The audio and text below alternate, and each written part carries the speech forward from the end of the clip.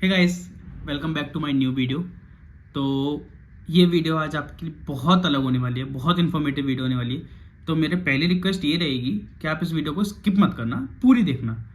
क्योंकि देखो, ये वीडियो ना कोई व्लॉग है जिसमें मैं कहीं घूमने गया हूँ, ना ऐसा कुछ है कि मैंने अंदर इन्फोसिस कैंपस के अंदर कुछ आपको दिखाया है। इस वीडियो में मैंने आपको जनरल जितने भी आपके डाउट्स हैं सबको कंपाइल अप किया है एक साथ, और उनका आंसर देने का ट्राई किया है। और अपनी तरफ से भी जो जनरली कैंडिडेट्स की क्वेरीज होती हैं जो मेरे साथ भी थी, मैंने वो क्वेरीज को भी इसमें कंपाइल अप किया है और इसमें सारे आपके डाउट्स को क्लियर करने की कोशिश की है। तो इस वीडियो को बिना स्किप किए हुए देखना। तो चलिए शुरू करते हैं। तो सबसे पहले तो थैंक यू सो मच यार कि आप लोग इतने अच्छे अच्छे कमेंट्स करते हो ना, कि उससे मुझे सच में बहुत ही मोटिवेशन मिलती है कि मैं आपके लिए रिलेटेबल कंटेंट बनाऊं और आपको और ज़्यादा इन्फॉर्मेशन प्रोवाइड करूं। हाँ, अब तक मैं यूट्यूब से अर्निंग शुरू नहीं कर पाया हूँ, बट स्टिल कोई इशू नहीं है। देखो, बहुत सारे लोग होते हैं वो एक ही चीज़ को ना 4 वीडियोस में बनाते हैं ताकि उनको ज़्यादा से ज़्यादा व्यूज़ मिल सकें और वो कुछ अर्न कर पाएँ। मेरा ऐसा कुछ सीन नहीं है, मुझे कुछ कमाना नहीं है, मैंने आप लोगों को कमाया है। मैं जब AKGEC में था, मैं जब कॉलेज टाइम में था, तब मैं कॉलेज के रिलेटेड वीडियोस बनाता था। तब भी कॉलेज के बहुत लोग जो फर्स्ट ईयर में आए थे उन्होंने मुझे मैसेज किए, मैंने उनको जितना पॉसिबल था उन्हें रिप्लाई किया, उनकी डाउट्स को क्लियर किया। अब मैं इन्फोसिस में हूँ, आई नो यहाँ पे मुझे कुछ इन वीडियो से अभी तक अर्निंग नहीं हुई है और शायद अभी होने भी नहीं वाली, बट इट्स कम्प्लीटली ओके। मुझे अर्निंग नहीं, मुझे आप लोगों का साथ चाहिए। आप लोग एटलीस्ट मुझे जानते हो ना। मुझे जैसे मेरे बैच में भी 1-2 लोग मेरे फ्रेंड्स हैं जो मुझे मिले, उन्होंने पहले भी मेरा ब्लॉग देखा हुआ था। तो यार वो चीज़ ना मुझे बहुत मोटिवेट करती है कि हाँ, एटलीस्ट मुझे लोग जान रहे हैं। तो इसलिए मैं इस वीडियो को आज बना रहा हूँ। मैं भाई के कमेंट को देखो, इधर उधर कहीं आपको पॉपअप करेगा। एक भाई ने कमेंट किया था, इतना अच्छा कमेंट था ना, बहुत अच्छा कमेंट, मतलब इतना मोटिवेशनल लगा मुझे कि उन्होंने मुझसे अपने डाउट्स पूछे। तो thanks, first of all thanks सिद्धांत भाई। आपका ये डाउट बहुत जेन्युइन था और शायद मोस्ट ऑफ द कैंडिडेट्स का ये डाउट होगा। तो आज मैं सबसे पहले आपके क्वेश्चन से ही शुरुआत करूंगा। इससे पहले एक क्वेश्चन जो रिपीटेडली मेरे पास डाउट आता है लोगों का, कि हमारी ज्वाइनिंग अक्टूबर में, नवंबर में, दिसंबर में या इस मंथ में हुई थी। सॉरी यार, ऑडियो के लिए सॉरी, पॉज करते हैं। ये हूटर किसी ने फायर अलार्म बजाया है, या तो ये फायर अलार्म गलती से बजाया है किसी ने मजाक मस्ती में, या कुछ धुआं वगैरह रूम में उड़ता है तो ये बच जाता है। अभी मैं वीडियो को दोबारा कंटिन्यू करता हूँ, इसकी बंद होती। तो कैसा हूटर बंद हो चुका है। अब क्वेश्चन को रिफ्रेम करते हैं। सबसे ज़्यादा डाउट जो आता है लोगों का कि हमारा ऑफ़र लेटर अभी तक नहीं आया है, हमारी ज्वाइनिंग हो चुकी है, हमारी ज्वाइनिंग को 2 महीने हो गए, 3 महीने हो गए, हमारा ऑफ़र लेटर कब तक आएगा। तो भाई देखो, इसका कोई सोल्यूशन नहीं है। ये टोटली डिपेंड करता है इन्फोसिस की बिजनेस रिक्वायरमेंट्स के ऊपर। अगर उनको आपकी रिक्वायरमेंट है, बंदे चाहिए, तो वो आपको हो सकता है 2 महीने में भी मतलब ऑफ़र लेटर दे दें, ज्वाइनिंग आपकी 2-3 महीने के अंदर करा लें, और हो सकता है कि आपको 6 महीने भी लग जाएं। तो देखो, इसमें ना मोटिवेट हो सकते हैं ना डिमोटिवेट, ये आपका लक है। जैसे कि मैं अपने केस में बता दूं, मेरा 2024 अक्टूबर नवंबर में मेरा सिलेक्शन हो गया था, बट मेरे पास ऑफ़र लेटर आया फाइनली नवंबर 3 2025 के लिए। मतलब मेरी ज्वाइनिंग 3 नवंबर की आई, 1 साल बाद ऑलमोस्ट। और मेरे कुछ दोस्त ऐसे भी हैं जिनका अक्टूबर में हुआ था, उनके पास मार्च अप्रैल में ज्वाइनिंग आ गई। तो वो डिपेंड करता है, हर वीक नए बैचेस आते हैं, 600 700 बच्चों का नया बैच आता है। All over India Infosys hiring करती है, तो वो आपको पता है कि टाइम लग जाता है बच्चों को। अगर सभी जगह से भी बच्चे अगर आपको कलेक्ट करने हैं, अलग अलग स्टेट से, अलग अलग कॉलेजेस से बच्चों को पिकअप किया जाता है कि इस कॉलेज से इस बार बैच में इतने बच्चे लेने हैं, तो वो उनका क्राइटेरिया रहता है, वो उसमें हम कुछ भी नहीं कर सकते।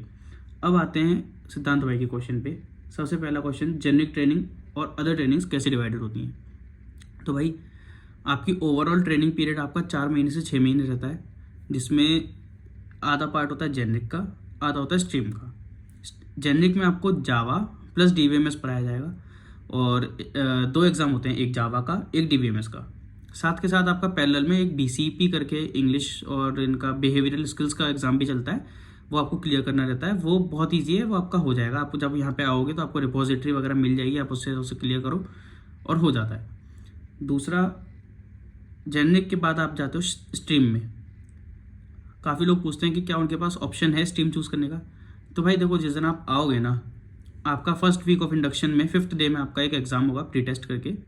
उसमें आपको, अगर आप 65 प्लस स्कोर करते हो, तो जितनी भी स्ट्रीम्स आपके बैच के लिए अवेलेबल होंगी, जब स्ट्रीम आपको एलोकेट होनी होगी, लाइक आपका आज जेनरिक का लास्ट डे है, कल आपको स्ट्रीम एलोकेट होनी है, तो आज आपके पास मेल आएगा जितनी आप लोगों को आपके बैच के लिए स्ट्रीम्स अवेलेबल होंगी। जैसे हमारे बैच में बच्चों के पास जिन्होंने 65 प्लस स्कोर किया था, उनके पास मेल आया था, हमारे बैच के लिए स्ट्रीम्स अवेलेबल थी सबसे पहले mainframe developer, .NET full stack, .NEट एंगुलर फुल स्टैक, और डेटा वेयर हाउस टेस्टिंग। ऐसे एक दो स्ट्रीम्स और थी, एक साइबर सिक्योरिटी थी और एक और स्ट्रीम थी वो भी टेस्टिंग से रिलेटेड थी। तो ये 5 स्ट्रीम्स हमारे बैच के लिए थी। तो बच्चों के पास मेल आया था, वो लोग अपना लाइक दे सकते हैं कि उन्हें कौन सी स्ट्रीम चाहिए, अपनी चॉइस बता सकते हैं। अगर वो आपका फिर भी डिपेंड करता है, अगर इन्फोसिस को आपको वो स्ट्रीम नहीं देनी तो वो नहीं देंगे। ऐसा भी हो जाता है कि बच्चे जिन्होंने 65+ स्कोर किया, उन्होंने जो स्ट्रीम उनके बैच के लिए मैप्ड हैं उनमें से अपनी चॉइस मांगी, तब भी उन्हें वो चॉइस नहीं मिली। कई बार ऐसा भी हो जाता है। तो स्ट्रीम देखो, आपका कोई भी वो नहीं है, आपका रोल नहीं है स्ट्रीम डिसाइड करने में। अगर आप 65+ स्कोर करते हो तो आप स्ट्रीम एक बार को डिसाइड कर सकते हो आपकी अवेलेबल स्ट्रीम्स में से। ऐसा नहीं है कि ओवरऑल आपके बैच के लिए स्ट्रीम्स अवेलेबल कुछ और है और आप मांग रहे हो डेटा मिल जाए। आपके बैच के लिए अगर डेटा नहीं है तो आपको नहीं मिलेगी। अब आते हैं पासिंग मार्क्स क्या होते हैं और कितने अटेम्प्ट्स मिलते हैं। तो देखो, जेनरिक में आपको FA1 और FA2, FA1 जावा, FA2 DBMS, इन दोनों के लिए 3-3 अटेम्प्ट्स मिलते हैं। मेरा खुद का भी सेकंड अटेम्प्ट में क्लियर हुआ है, फर्स्ट अटेम्प्ट में मेरा क्लियर नहीं हुआ था, जावा रह गया था। DBMS मेरा क्लियर था बट जावा मेरा रह गया था। भाई पीछे बैठा हुआ है रूममेट मेरा, बहुत शाय है वो। तो मेरा फर्स्ट अटेम्प्ट में नहीं निकला था बट मेरे रूममेट का निकल गया था। कोई उसमें दिक्कत वाली बात नहीं है, आप आओ। अगर आप देखो, डिपेंड भी करता है लक पे। हमारे बैच के लिए जावा में क्वेश्चंस काफ़ी डिफिकल्ट आए थे बट हमारे नेक्स्ट बैच के लिए बहुत ईजी क्वेश्चंस आ गए थे। सेम कोर्स विद DBMS में हमारे बैच में बहुत टफ क्वेश्चंस आए थे। जितना, वैसे तो रूमर्स हैं बट जितना मैंने सुना है 650 बच्चों का बैच था हमारा, उसमें से 350 ही पास थे फर्स्ट अटेम्प्ट में, जावा और DBMS दोनों मिला के। तो वो आपका डिपेंड करता है आपकी स्किल्स कितनी है और आपका कुछ थोड़ा सा फैक्टर रहता है कि आपका एग्जाम भी कैसा आया। तो 3-3 अटैम्प्ट्स आपको मिलेंगे, 3 अटैम्प्ट्स जावा के लिए, 3 DBMS के लिए। अगर आप तीनों अटैम्प्ट्स में फेल होते हो तो आपको टर्मिनेट कर दिया जाएगा विद इमीडिएट इफेक्ट। अब आते हैं स्ट्रीम में। स्ट्रीम में आपके 3 FA होंगे, FA1, FA2 और FA3 होगा जो प्रोजेक्ट का ऑब्जेक्टिव्स होगा।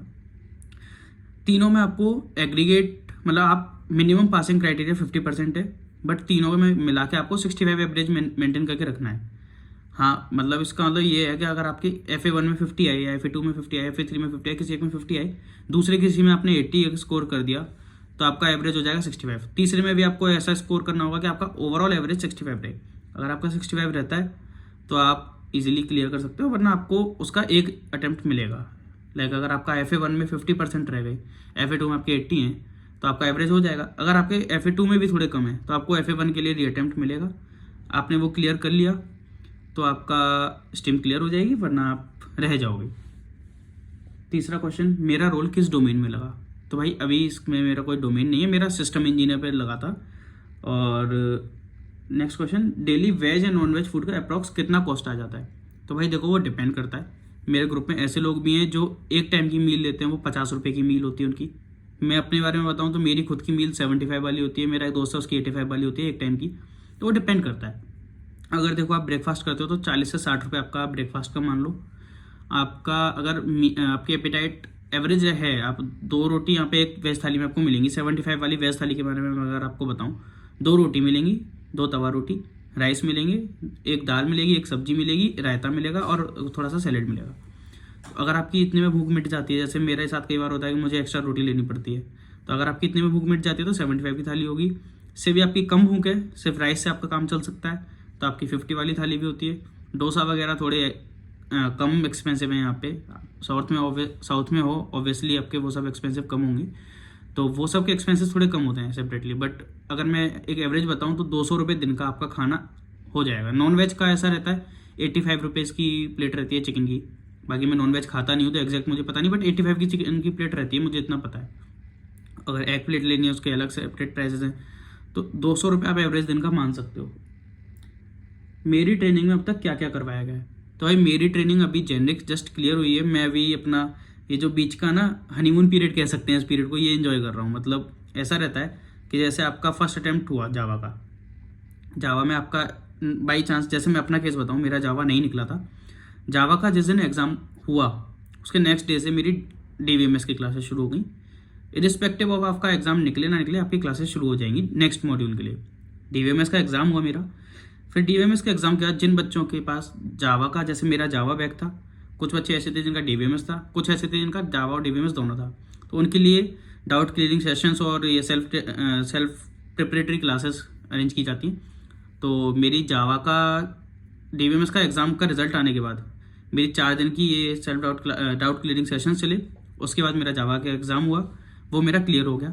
अब मुझे जब तक मेरा DBMS का मतलब बाकी लोग जिनका DBMS रह गया था उनका जब तक DBMS नहीं हो जाता, जब तक मुझे सिर्फ रूम में रहना है, जाके स्वाइप इन करना है एंड स्वाइप आउट करना है, बस दैट्स इट, इतना मुझे करना है। तो मैं अभी ये पीरियड को इन्जॉय कर रहा हूँ। मैं आराम से रूम में बैठा हुआ हूँ भाई। ये पीरियड ना अगर यहाँ पे आते हो तो ये मतलब कहते हैं कि थोड़ा अच्छा भी नहीं है अगर आप फेल हो रहे हो और उसके बाद एंजॉय कर रहे हो, बट ठीक है अगर आप फेल हो भी गए हो ना, कोई इशू नहीं है, दूसरा अटैम्प्ट है, आराम से दो, क्लियर करो, आराम से ये पीरियड एंजॉय करो। 10-12 दिन का आराम करो, 10-12 दिन नहीं भी तो 7-8 दिन तो आपको आराम मिलेगा, वरना ये आराम यहाँ पे नहीं मिलता है जनरली। तो मेरी सिर्फ जेनरिक ट्रेनिंग अभी हुई है, रिजल्ट आएगा 21 को, बट मुझे पता है मैं क्लियर कर लूँगा इस बार। तो 21 को रिजल्ट आएगा, उसके बाद से मेरी स्ट्रीम शुरू हो जाएगी। जेनरिक में मेरा जावा था, DBMS था, LND था, उसमें बिजनेस कम्युनिकेशन के कुछ मॉड्यूल्स से 3 या 4 दिन उसकी क्लासेस रहती है, उसका भी एक एग्जाम होता है, बहुत बेसिक होता है, आप क्लियर कर लोगे, कोई दिक्कत नहीं है।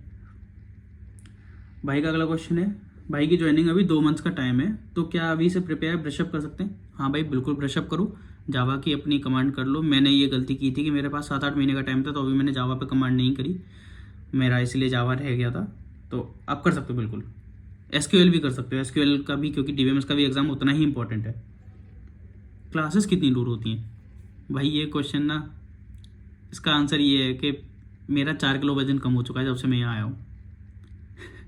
क्लासेस का देखो, मैं एक मोटा देखो, मैं वैसे अंदाज़ा नहीं बता सकता एग्जैक्ट, लेकिन मैं मोटा आपको देखो मैप का एक पार्ट डाल दूंगा अपने हॉस्टल से जहाँ क्लासेस लगती हैं वहाँ तक का। तो एक इतना डिस्टेंस आप मान सकते हो कि इतना एवरेज है, इसमें थोड़ा 200-400 मीटर आगे या पीछे, तो 2 किलोमीटर के करीब तो आपका एवरेज है कि डिस्टेंस यहाँ से GEC का, जहाँ पे हमारी क्लासेस लगती हैं। तो वो 2 किलोमीटर आप मान लो, 2 किलोमीटर जाना, 2 किलोमीटर आना। खाना खाने के लिए भी मैं GEC के पास ही जाता हूँ, क्योंकि वहाँ पे जो फूड कोर्ट है वहाँ पे स्पेशली नॉर्थ फूड मिल जाता है इजीली, तो मैं वहाँ जाता हूँ। आप आसपास भी जा सकते हो, आसपास भी मिलता है, बट मेरी पर्सनल चॉइस है, मैं वहाँ जाता हूँ। वो आप देख सकते हो, 2 किलोमीटर तो है सिंगल साइड।